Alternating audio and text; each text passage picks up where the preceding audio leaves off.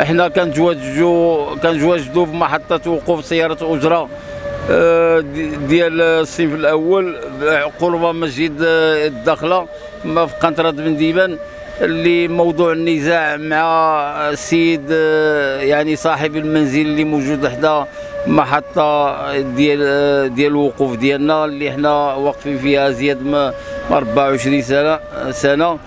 وهذا السيد هذا مباشره ملي شرا الدار يعني دخل معنا في واحد الصراع وفي واحد الشباكات اللي ما كتصورش، مجموعه شكايات بان رفع الضرر، وحنا ما كنضروا حتى شي واحد. حنا بالعكس، انا سياره اجره يعني كنخدموا الساكنه وكنقدموا لهم يعني يد المساعده وكنخفوا عليهم الاعباء ديالهم. ما يمكنش يعني نكونوا كنضروا شي واحد. جاو مثلا يعني الاجهزه ديال السلطه قلعوا لنا علامات يعني بالليل، علاش حنا عملنا وقفه احتجاجيه عليهم ومنعناهم من النهار. جاو بالليل قلعوا لنا العلامات. دابا حاليا السيد كيستفزنا، عمل 4 سيارات باركاهم هنايا مؤدى عنهم. سمعنا راه كيخلصوا لهم 30,000 في النهار، زائد موراها شفنا واحد الرخصه علقه ديال اصلاح الرصيف. ما عرفناش الرصيف واش الدوله واش هذا السيد هذا شرا المنزل والرصيف والشارع او لا شرا المنزل، وما عرفناش الاجهزه اللي كتعاون معاه.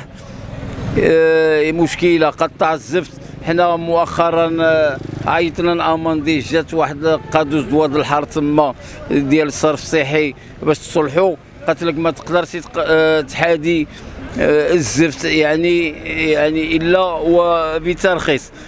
هذه شركه يعني معتمده وعندها التدبير يعني من عند الدوله، ومع ذلك شوف كيفاش تصرفت.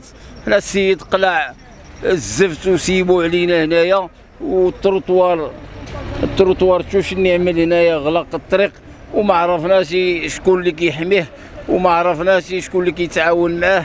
وحنا كنتمناو السيد الوالي يتدخل في هذا الامر هذا. حنا ما نتنازلوش على حقنا وعادي نبقاو هنايا حتى للنهايه.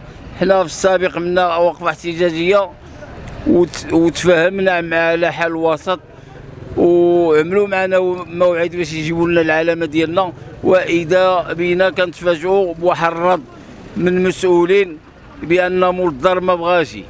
دابا التساؤل اللي كاين، واش هاد السلطات او الاجهزه ديال الدوله اللي كتحكم او لا هاد السيد هو اللي كيحكم في مدينه طنجه؟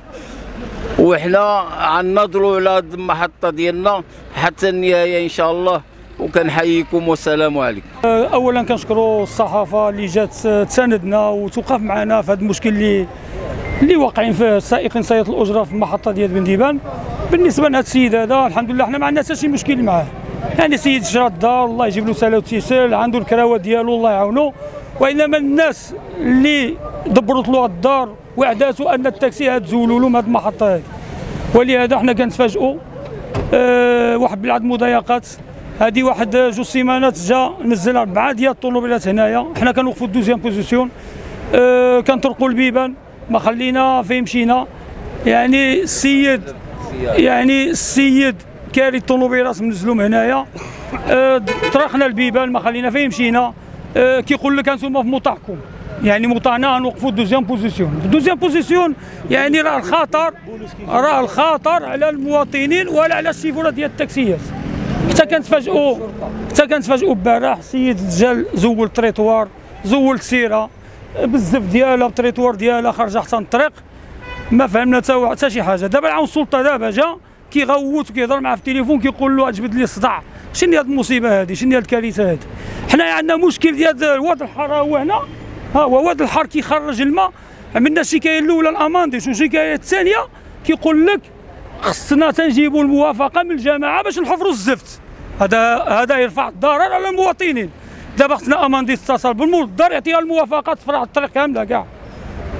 دابا حنايا كنطلبوا من الجهات الوصيه انها تدخل في اقرب وقت. الاخوان ديالنا راه الصبر غيتقاضى، وهاد الاستفزازات اللي واقعه وهاد الروينه راه لا اله الا الله، راه توقع شي كارثه هنايا. وكنشكركم مره اخرى، والسلام عليكم ورحمه الله تعالى وبركاته.